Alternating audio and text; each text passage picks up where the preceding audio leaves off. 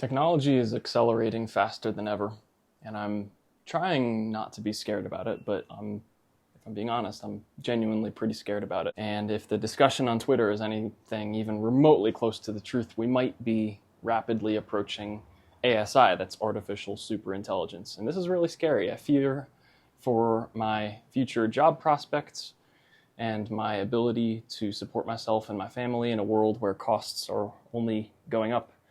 And for a long time now, I've relied on my tech job and high pay as a way of being able to live in a high cost of living area, New Jersey, which is where my family is and where they've been for generations. And I don't want to leave New Jersey. It's familiar, it has infinite memories, and the proximity of New York City still represents basically unlimited opportunity. But the vibe shift between 2024 into 2025 is very different. People are saying that soon AI agents will do all of our technical work, and being smart relative to other humans will be irrelevant because agentic systems represent a near future where being smart doesn't even matter anymore because these systems are magnitudes smarter than any human could ever hope to be. So for those of us who have prided ourselves on being smart and made ourselves useful in the labor marketplace via knowing stuff, what do we do now, knowing that in the next 2, 5, maybe 10 years, things are likely going to change radically around jobs where being smart is important? So do we try to ride the wave knowing that one bad maneuver could drag us under, or should we pivot completely? Either path seems to be a high-stress move. Either we try desperately to continue reaching for the bar of intellectual usefulness, or we try our hardest to lean into capitalizing on the fundamental things which separate us from AI, those inexplicably human things that only humans can do. Like, we're talking about like espousing the human spirit, being funny, creating novel, interesting moments and experiences for other humans. But how can I make a good living, espousing the human spirit? Does that mean being an influencer? I already feel like I'm sort of towing the line between what's a grift and what's genuinely useful. I've done a little bit of online teaching around the specifics of programming languages, particularly JavaScript, and I think that type of content creation is, if I'm being completely honest, I think it's pretty much dead in the water in 2025. Obviously, this is a huge generalization, but just bear with me. For one thing, I'm not convinced that online programming tutorials are all that useful compared to, say, just watching one tutorial to get the basics down and then starting to build stuff with the help of AI and learning more and more as you go. And for another thing, we are going to see more and more AI-generated code, and so knowing the actual fundamentals and syntax and mechanics of coding languages is going to become, in my opinion, less important, and having more high-level knowledge like system design and useful prompting techniques and marketing psychology or taste or whatever you want to call it will become more and more important as we offload the actual coding processes to AI and just create more high-level directive inputs to the AI coding process. And so in general, I think coding tutorials is a noble pursuit, and I've genuinely given that a bit of a go, and I know that a few people have gotten some really good insights from my videos. But at the end of the day, my core concern is that at least a large part of what I do in my day job as a coder is eventually going to become outsourced to AI. So I feel like I need to get better and better and better at the high-level skills like prompt engineering and resource management and system design and interpersonal communication. So ultimately, it doesn't really make a lot of sense to me to make more videos about programming languages. Now, on the other hand, I've made a ton of system design type videos, and people have seemed to really enjoy that sort of thing. But I also recognize that I'm just rehashing ideas that are already out there. I'm not really creating anything new. I'm just making sure that existing problems and solutions reach the right ears at the right time.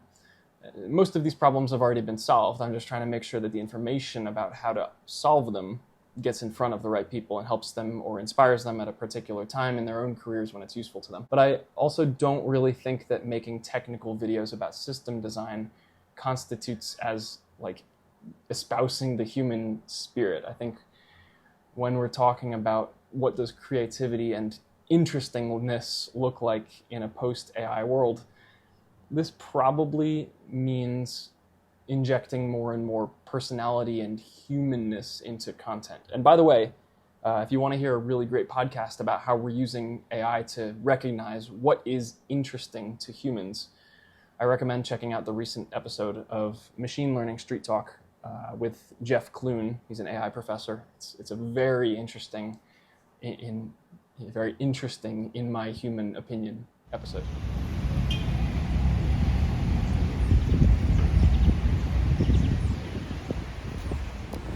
Hi, baby. Habibi.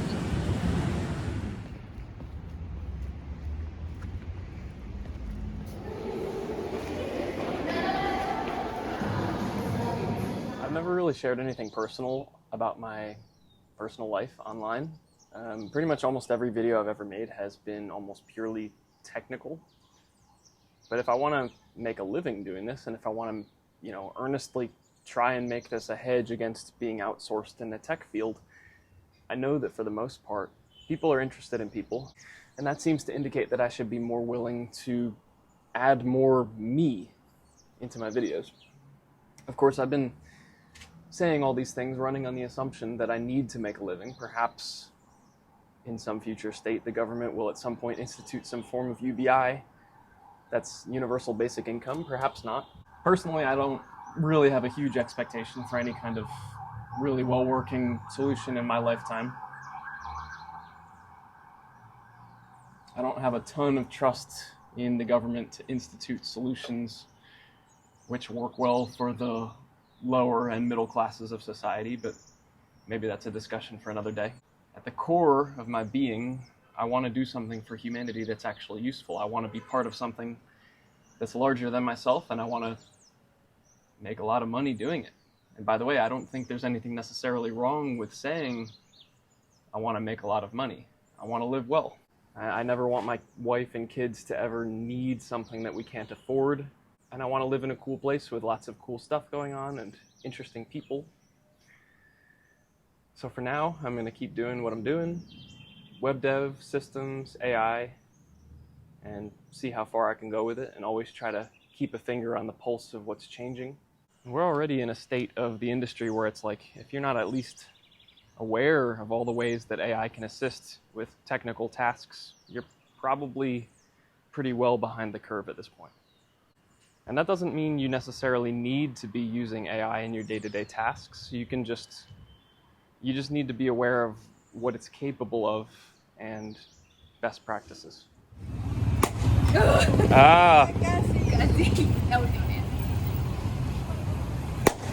Yay!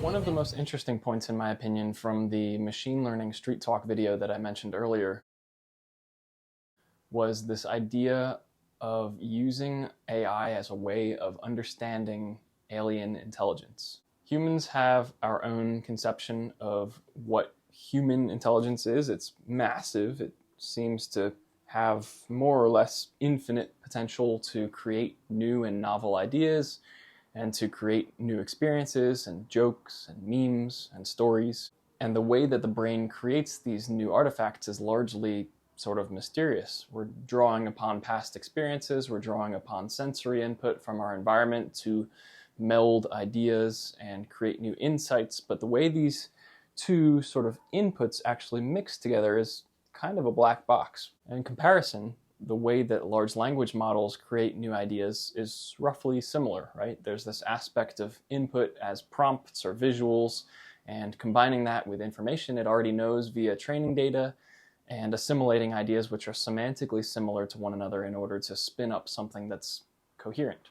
But LLMs are different enough from the human brain in how they come up with new ideas and determine interestingness that it serves as a useful model for imagining how different intelligences throughout the universe might think and reason and create and take delight and disgust in certain things. For example, if one of the ways that we define LLM intelligence is as being formal by default and only taking on a more colloquial tone of voice if specifically asked to, it might not be far off to imagine that there are other intelligences out there which might function similarly, or that there are intelligences out there which gather new information in a similar way. For example, like scraping a web page. Maybe there are beings out there who can just scan a page of a book and instantly understand the information's meaning or how it relates to other information, but let's say maybe they struggle with humor. And this makes me think of the alien race from the Three Body Problem book series. They're called the Trisolarans. And spoilers here for the first book in the series. If you haven't read that yet, it's fantastic. It's one of my favorite sci-fi books probably of all time. Also, by the way, there's a really cool breakdown of the biology of the Trisolarans on the YouTube channel Quinn's Ideas, which is really fantastic. So the Trisolarans are an alien race who communicate with one another via broadcasting a physical message anytime they have a thought. Like their thought essentially appears as text over their head, and then any other Trisolaran can read that thought, and then any subsequent thought they have gets broadcasted, and that's how they have a conversation back and forth. And the implication of this, which has an effect on the storyline, is that the Trisolarans physically cannot lie. In fact, they don't even understand what lying is, or that the humans have been doing it to them. That is, until a human explains to them what lying is and how we do it. So humans are unique in that we can actually physically guard our thoughts and broadcast only a certain subset of those thoughts, depending on what we choose to share. And it's interesting to think about how a being's physiology might inhibit or facilitate how they learn, how they ideate, and how they act on those ideas, how they express emotions, how they think, or if we want to talk about LLMs, whether they express emotion and whether ideation and learning is all just sort of an illusion. And to that end, you could think more about what really makes real ideation and real emotions really real. It's interesting to see here. Just two little flies making a happy time. Oh yeah. Give it to her hard. Stick it right in there. They're not even moving. Oh, I think the one on the back is dead. Whoa. You have to look at them. Come look at them. It's interesting for science. No. Come on. You have to observe the scientific effect. I don't like. Look at them. I guess. Look at them. Look at gas